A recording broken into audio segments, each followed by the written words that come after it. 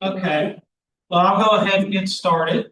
I'll try to get y'all out of here on time because I can talk forever. So Lily, Bethany, if I can get to rambling, you'll just tell me to be quiet. I'll move on. So obviously I'm Matthew March. I'm the AgriLife agent for Waller County. So I cover all of Waller County. So how many of y'all are really familiar with AgriLife? It worked a lot with.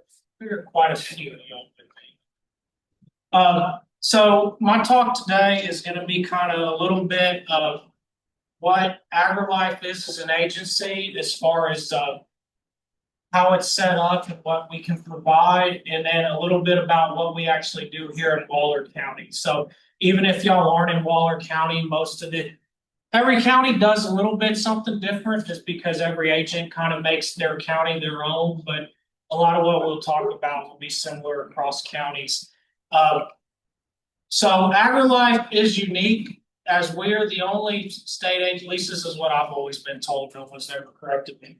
We're the only state agency that doesn't give out money, and we don't make a law, or we don't enforce it. We're strictly educational. So that's just something to keep in mind, because we do get a lot of calls sometimes about, you know, maybe some issue they're having with their neighbor spraying something, or their cows are doing something. We don't enforce any kind of laws. Or we get a lot of calls. They think we're the ones that give out funding, like we're the USDA or FSA, and we don't do that either. So we'll go ahead and get started. So in case you didn't know where AgriLife actually fits into the whole spectrum, I guess, of state agencies, I always like to show this slide. So AgriLife is part of the A&M University, but there's a kind of a caveat there. We're part of the system. We're actually not underneath the university. So a lot of people get that confused.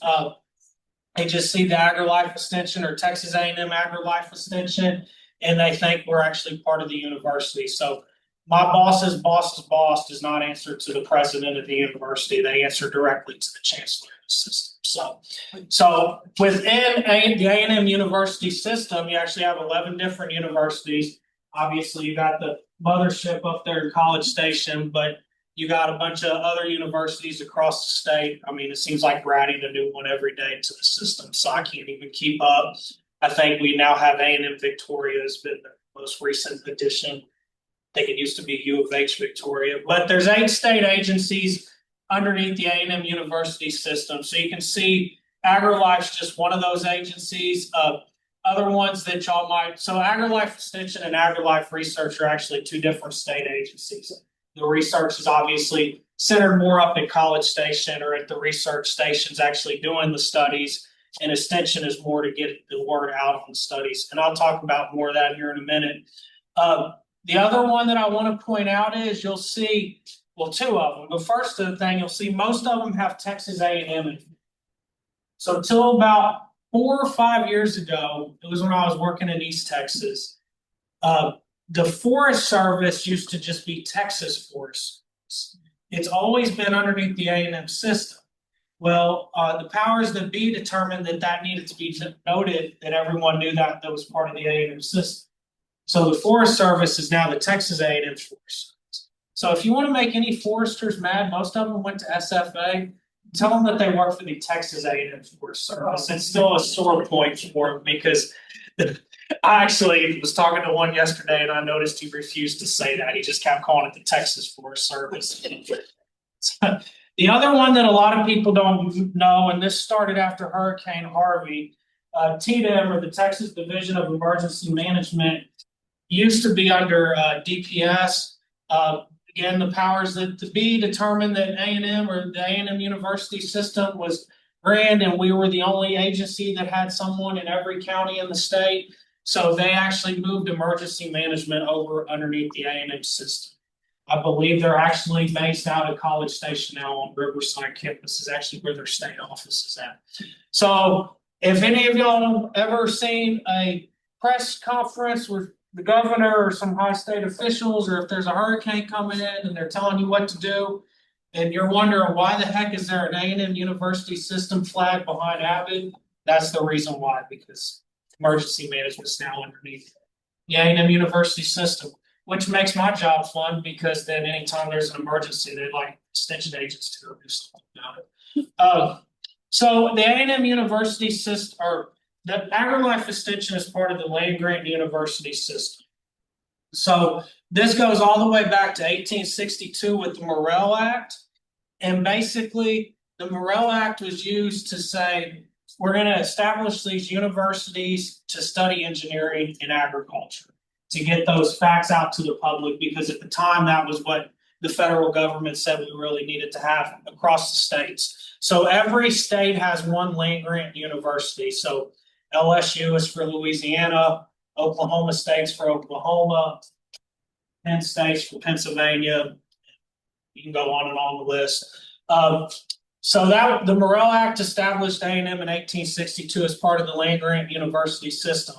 So part of that money actually comes through USDA and stuff. So that's why a lot of what we do, we report that our numbers back to USDA, but that's a side note. Where was I going with this? The Morrill Act of 1819 helped establish Prairie View A&M. I'll talk about that here in a minute. I remember now. So the land grant university systems were for agriculture and mechanical. So for some of y'all might not know this, Texas A&M used to not be Texas A&M. It used to be Texas College of Agricultural and Mechanical. So that's where the A&M comes from. Hatch Act was established in 1887. And the thought process behind that was to establish experiment stations because, in the late 1800s, we all didn't have a computer or a phone in our pocket where we could just Google what we wanted done or pull up a document or whatever. So if you're a state as big as Texas, how is someone out in El Paso or up in Amarillo learning about research that's going on in College Station? So the Hatch Act established 12 different experiment stations throughout Texas. And the Hatch Act, these are all federal acts. This isn't state legislature. Then the Lever Act came along in 1914. Because then we said, well, that's great. We got these experiment stations, but there's only a few of them across the state.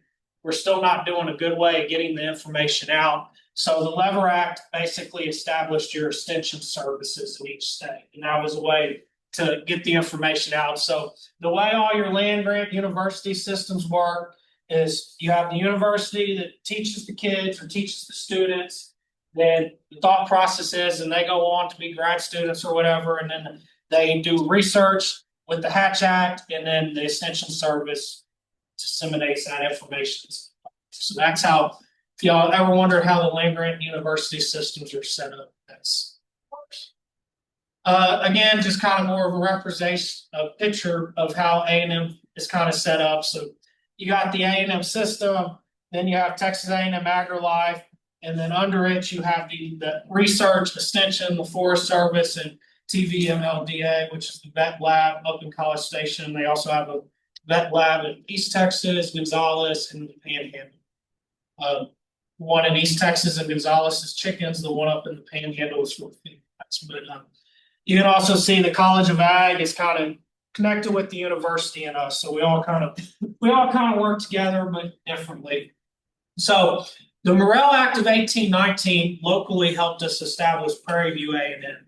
So I bring that up because obviously here in Waller County, we're home to Prairie View. So that was established to help reach minorities or historically Black college or universities. So that's where Prairie View came along, and then they have their own other thing. They had a second Morrill Act to that to get them more funding and to help with research. And then so there's actually two different extension agencies in the state. There's actually a Prairie View extension used to be called Cooperative Extension. They just now recently changed it to Prairie View A&M Extension Service. So we work together, but we also have different goals and we reach different clienteles. But at the end of the day, it's really the same mission. There is some different caveats there. So again, Prairie View A&M is part of the system, and then they have their own extension agency underneath it. It should be noted, obviously, every state has its own form of extension. Most states just call it the Extension Service, but here in Texas, for whatever reason, we decided to call it AgriLife. So we like to do things differently. Here's a map of where all the extension offices are in the state. Like I said, we're in all 254 counties in the state, so we're here. Extension serves all clientele in Texas, basically. Now, the blue dots on there, that's going to be your research station. So the closest ones to us is Beaumont. That's mostly rice, and they got a big research station down in Corpus and Uvalde.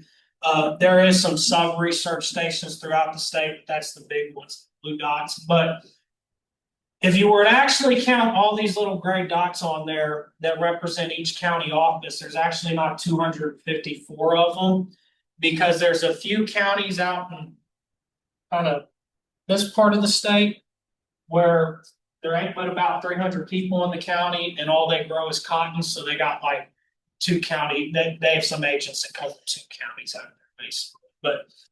But that's not the case down here, where there might be less people, but those counties literally take a day to drive across them. So they got one agent in each one of those big counties out in West Texas. But we're still representing every county.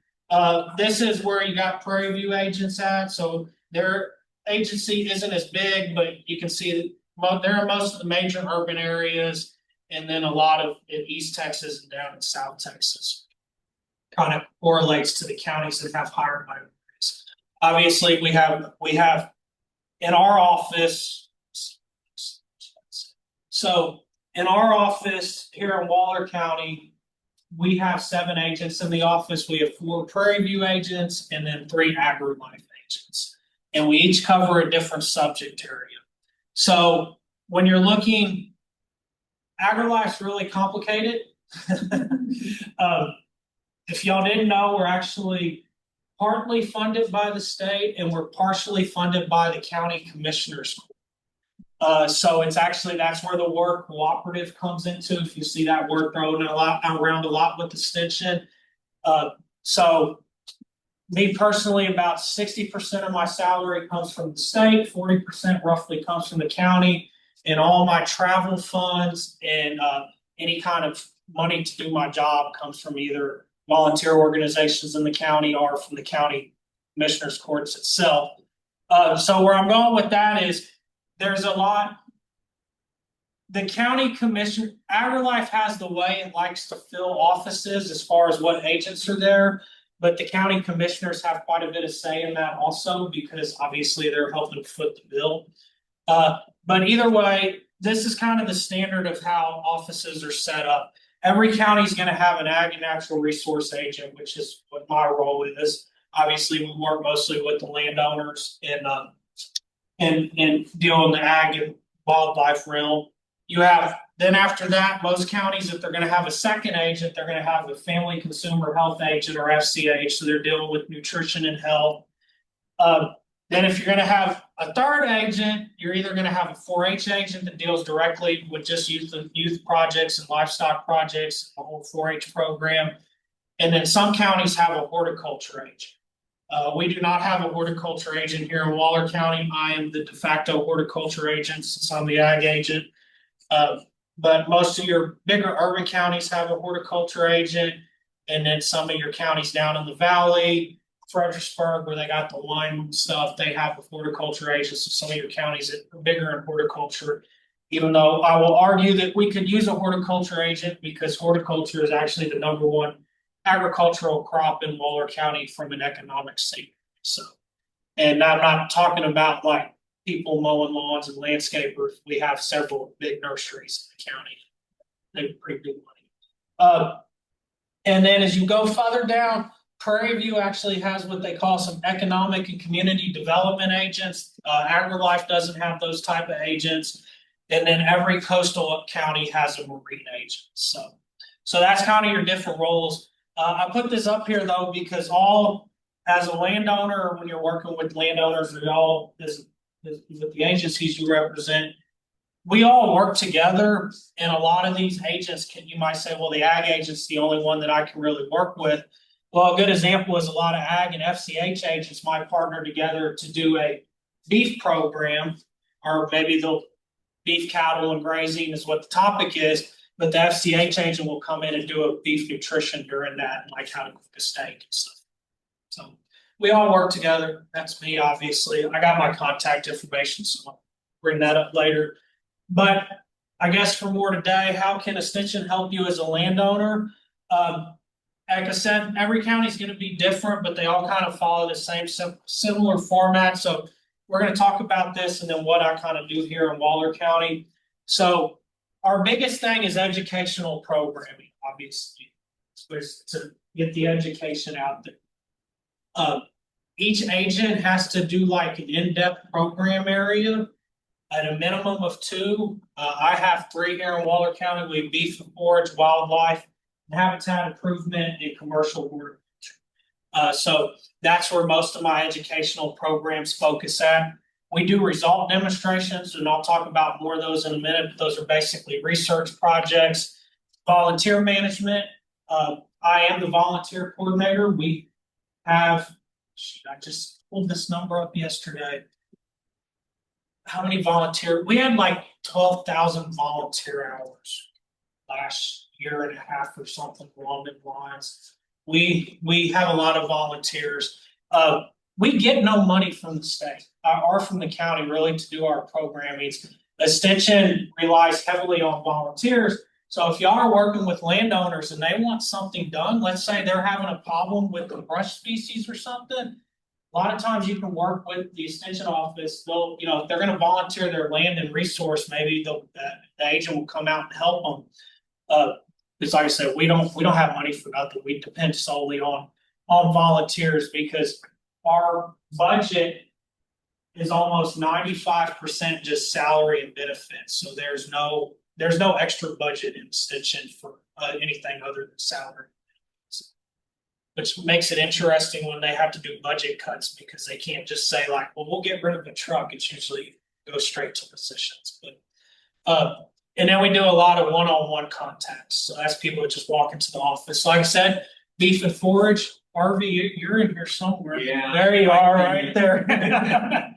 So we do beef and forage educational program. A lot of times we partner up with landowners, so looking at weed sash management, showing them how to set up do individual plant treatment methods with the 4-wheeler there.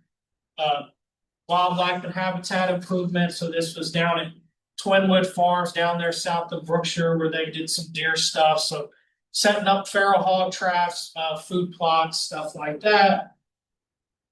Wildlife and habitat improvement. Bethany and I have partnered with stuff out here at Indiangrass Preserve. Always promote prescribed fire. There was another slide. Okay. So commercial horticulture. We go out to, that's Neil's Berry Farm up in Hockley there on the left. We do a big turf grass program, probably not too related to what y'all are wanting to do here today. Result demonstrations. So this is the other part after educational programs is doing these result demonstrations. So basically and this is where we can work with landowners a lot, is a lot of times it's not really a research project that we don't know the result already, but it's a way for us to show what the results we want to see to where landowners can see it. Does that make sense? We usually kind of expect what the result is going to be, but we still kind of do it like it's a research project. So that's we did a fertilizer in the garden there on the left. This was when I was in East Texas on the right. We were doing a food plot trial in preference, whitetail deer preference. So we fenced off certain areas and then compared that to the areas where the deer could eat. She had way too many deer, so they pretty much wiped out the whole food plot in like 2 weeks. But I mean, you can see there's nothing out there. It's a type of storage PM. So currently in Waller County, we have a fertilizer demonstration going on. We have the Texas Superstar trial, which is where we're testing different ornamentals. Again, probably not too related today. We have this rice delphacid and rice kernel smut scouting. Those both are 2 emerging pests in rice, especially the delphacid. They think Hurricane Beryl kind of brought it up here and spread it out. It's pretty devastating. And then greenbrier control down at the Brazos River bottom and pasture systems. And you can see some past ones we've done is prescribed fire, pond management, pond control, so on and so forth. Y'all wouldn't know this, but this is out at Nelson's rice farm here, just right down the road. Last year, we were scouting for rice kernel smut, and brought a researcher up from A&M, and we found plenty of it out there. So we talked about volunteer management. So we do have Waller County Master Gardeners. Some counties have Master Naturalists, just kind of depends, but they do a lot of stuff, and ours here locally promotes a lot of natives. Most of them are pretty big into pollinators, so they do a lot of stuff with that, working with schools to plant pollinator gardens and so on and so forth. They do a junior master summer camp. One-on-one contacts is probably where we do a lot of work.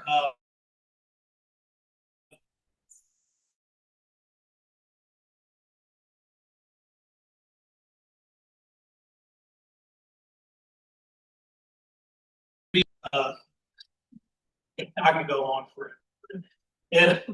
It could. Good example would be today. I had a call about screwworms, so that's a emerging issue. Last week, I got yelled at because I would not justify why the guy's soil was pitiful, and he wanted to blame the farmer for the way he managed it for the last 40 years. I won't say who it was because he's about 2 miles up the road. But we went back and forth, showed him a soil map, and he did not believe the soil map from USDA.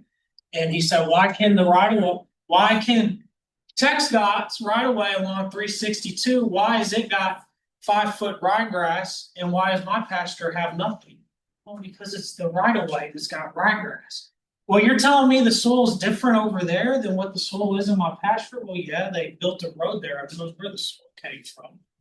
We went, but I mean, it's just we get all sorts of things, but we help everyone. So we provide them with the education, and if we can't provide them, if we don't know the answer, I say we. If I don't know the answer in the office, we do have a group of specialists across the state in every subject area, and we have specialists anything from rainwater catchment to manure management to home gardening. I mean, we got a specialist for everything, so we can tap into that network.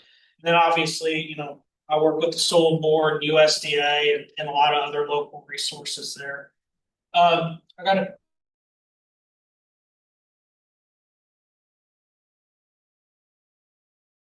to help landowners or help y'all, the people y'all work with. So these are probably, I don't know how many it is, but these are probably the most common assistant questions I get or things I help with.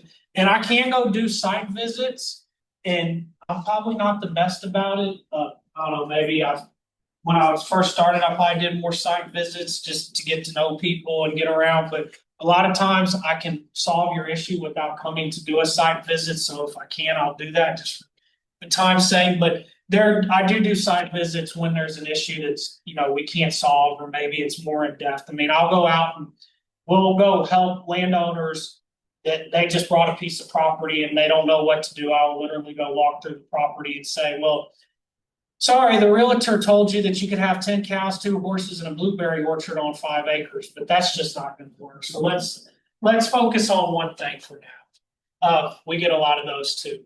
But some of the, like I said, weed IDs, one I get a lot, or just plant ID, herbicide selection, soil testing and fertilizer recommendations, especially in this county since the appraisal district retires when to do soil testing so often. Like I said, I purchased land. Now what do I do with it? I feel like that's a question you should ask before you purchase land, but we get that a lot in the office. Ponds, not so much in this county, just because we don't have as many ponds. On the north side we do, but in the counties that have a lot of ponds, extension agents get just absolutely hammered with pond questions, especially during summertime. Plant recommendations: what should I plant in my yard? What kind of wood tree should I plant? I want to do native plants. What kind of native plant should I plant? We get a lot of questions about tree decline. One of my favorite tree questions I get, and they're not all bad, I make them sound but it never ceases. Every fall comes about the end of September, especially if we're in a drought, but really into October, is why is my tree dying? Okay, well, send me some pictures of your tree. It's an oak tree and it's losing its leaves. Yeah. I get one or two of those every year. Lawn issues are a big one, especially as we get more people out here, unfortunately. And then gardening, I get a lot of gardening questions, especially from well, not only in the new subdivisions, but in the new subdivisions also, y'all know they tend to dig a giant hole and put the worst soil on top, and they want to know why they can't grow a garden. Are new or unknown issues. So a lot of times people just see something new in their place and they want to know what to do with it. But what we can't do with extension is we can't recommend a product or company. Obviously, we're supposed to be unbiased. But that can be difficult because, like right now, we have mealybug, which is a new pasture pest, and there's some products that work, but they're off label, so it's kind of don't recommend it. But if they really want to know what will kill it, go ahead and tell them to do this. I won't They're working on getting them approved. Yeah, they are. Summer. They are. Hopefully, we'll start having some better products there. Yeah, so mealybug is another new pest. They really don't know where it came from, but it's not only in Bermuda and Bahia grass, but yeah, they showed a list of every plant they found in Texas: little blue stem, big blue stem, all your bromas, switchgrass. I mean, it's in everything, and it'll straight up kill pasture out. Manage your pond. I won't do that. I won't help you with your ag evaluation. I will tell you what you can maybe do if you want cattle or hay or wildlife or whatever evaluation, but I'm not gonna tell you how to fill out your ag appraisal. We get asked this a lot to be a witness or to try to do a statement for a legal case. And usually they try to trap you into that and they don't tell you that until you're out there and then the lawyer's standing right there. Remove your honeybees. We'll get that a lot. Express my opinion to a neighbor. Again, I had one of those the other day. Neighbor sprayed.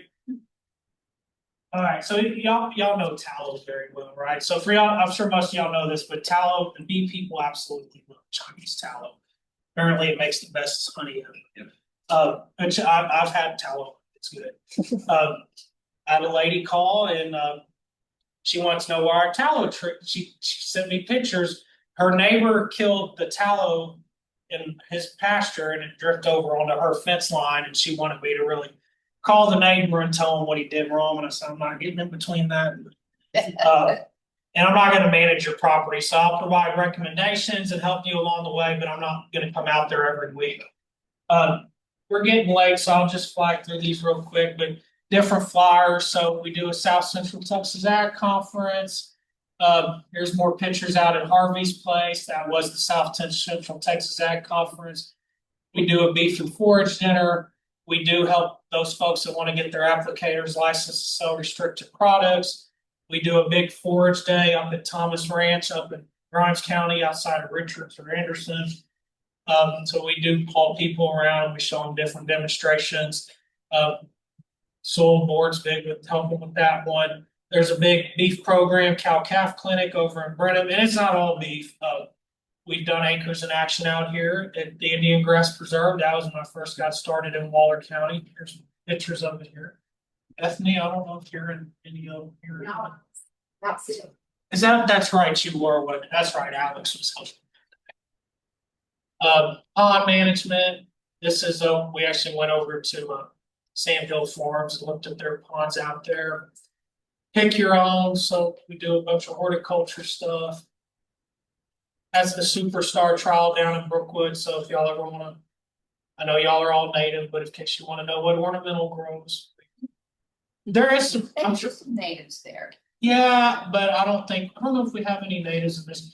The Superstar trial down in Brookwood is basically these commercial growers have these new plants that they want to basically see if they're going to grow here, and they can have the Superstar label. So we literally got like 1,000 plants planted down there right now in beds and pots. So we're evaluating them. What is that thing? This thing? It says it's Fantastic dark blue. Yes, yeah.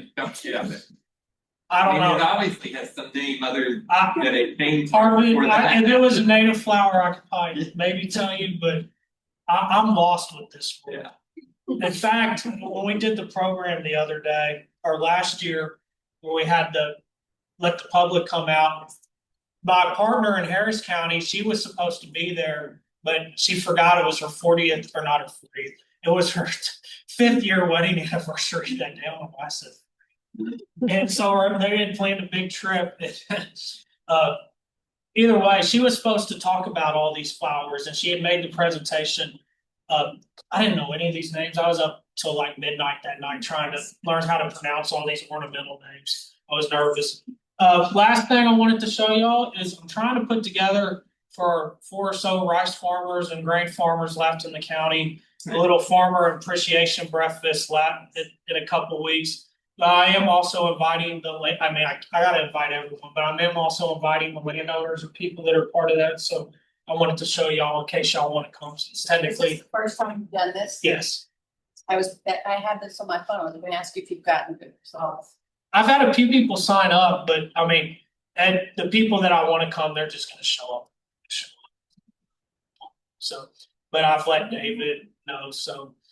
But if y'all want to come to the CPC, y'all are more than welcome to, since y'all have rice land, so and crop lands. Just people in Waller? No, any Waller, no, anybody. They don't have to grow crops at all. Like David Nelson, who does grow in both areas. Yeah. Dave Welch. Welch, yeah. Oh, yeah, I knew you said David. Yeah, no, he's more than welcome. I texted him the flyer. You know. All right, and that's my information. So, you got any questions? It's great. So how much do you work with, say, Prairie View A&M? We work with them quite a bit. It just kind of depends on if we have a program that matches up to with most of us. So it's hard. I mean, we do programs together, but we also do programs apart. Obviously, we work in the same office with 4 other Prairie View agents in this county. So there's another Prairie View ag agent, and his specialty is Douglas Stedman's his name. His specialty is like small vegetable production and honeybees. So if I get a honeybee question for sure, I just send it over. He knows way more about bees. The difficulty sometimes comes up with working with Prairie View is because of how they were established and what their goal is to basically reach minorities and underserved people. They are not allowed to charge money at their programs.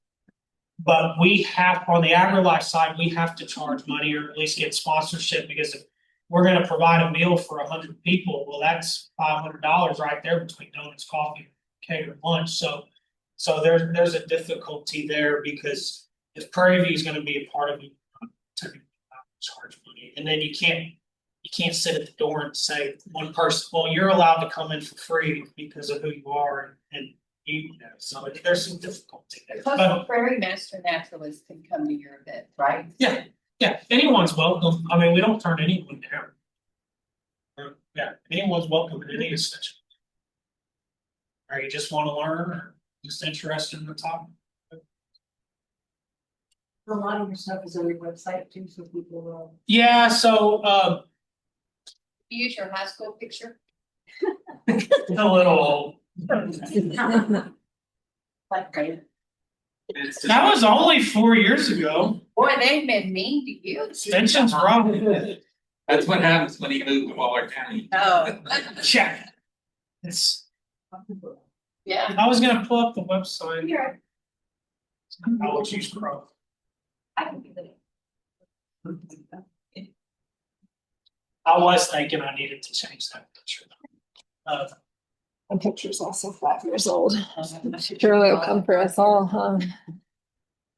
Yeah, so if you Google Waller AgriLife Extension, it should come up. They don't allow us to, it's kind of. Sorry, I was trying to. Yeah, sure. We've been in the process of, AgriLife as a whole has been trying to update the websites. So a lot of times when you just Google AgriLife Extension, it'll just take you like to the big website, then you kind of got to find Waller County. But if you just Google Waller County AgriLife Extension, it should come up. We're trying to keep it updated, so there is. It's not your fault. There is, if you scroll down to here, there is upcoming programs. So see, we have our community and economic agents doing a home ownership program next week. in Prairie View, I believe. So, Breakfast is on there. yeah, so you click on it. If it works right, I know it worked right tonight. Cause they've been having real trouble with the websites to where like links don't work and it's been like, they've been working on it. They had like, they did some analysis, and so for years it was like everyone just did their own thing. And there was like 1,500 different websites associated with AgriLife across the internet that they could find. Yeah, and a lot of them were old and outdated, and the employees been retired for 20 years and stuff like that, so yeah. Matthew was gonna ask about partnering, like you've been great about partnering with us on events, workshops, brainstorming different ideas, but sometimes it feels like AgriLife agents just want to do their thing. Aren't so keen on like bringing in nonprofit or other agency partners. Yeah, it's kind of hard sometimes because different agents have different goals or different things they might, different areas of interest, so they might think, yeah, it can be difficult sometimes. So I guess the biggest thing, and this would be hard for y'all as a nonprofit, but most agents aren't going to turn around any kind of financial incentive at their program. So if y'all wanted to say, hey, we'll bring the donuts or we'll supply the coffee, that would be a way for y'all to probably get into the door at programs. That wouldn't be a huge deal, out of y'all's pocket, because, and I know it's gonna be hard sometimes, and they ask us to do so many things that it's hard for us to make the partnership sometimes and move from there, so. We literally wear 1,000 hats. Well, we appreciate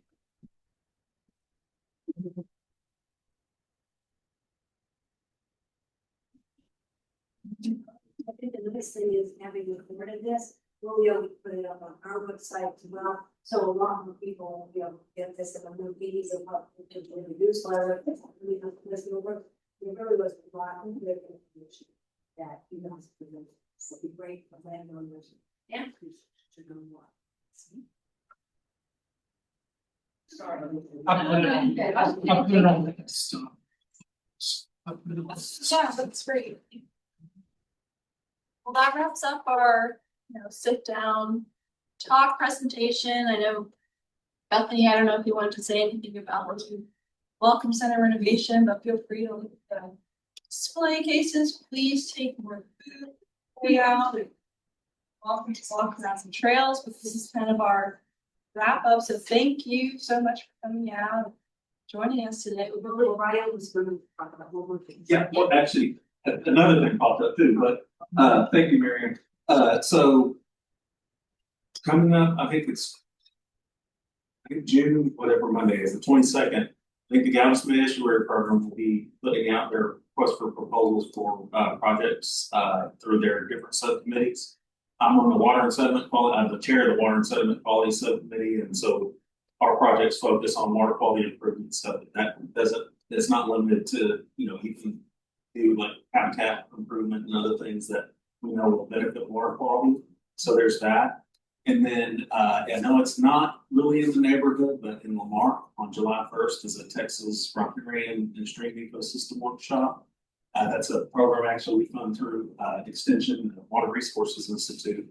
But that'll be down at the Carbide Park on Highland Bayou in Lamar on July 1st. And it starts, I believe, at 8 in the morning, and lunch is provided by the Galveston County Consolidated Drainage District. So if there's that, and then actually there's another one, and I just got the notice for today. It'll be August 24th, and it'll be in Mont Belvieu for cotton biting, but it'll be a riparian workshop. But these riparian workshops kind of give everybody an idea of how to manage a riparian area, and it talks about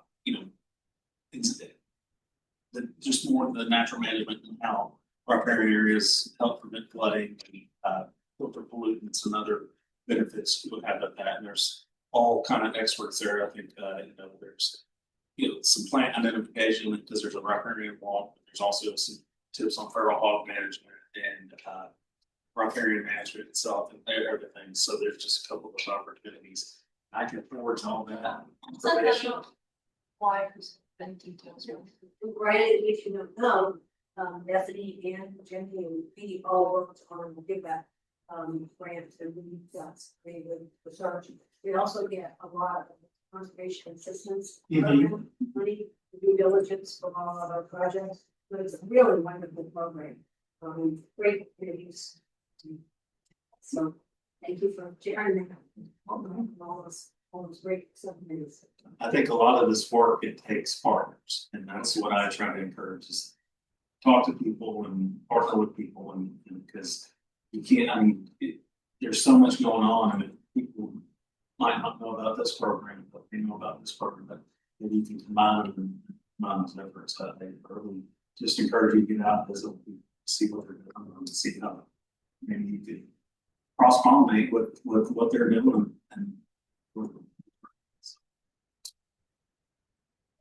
Thank you. Thank you.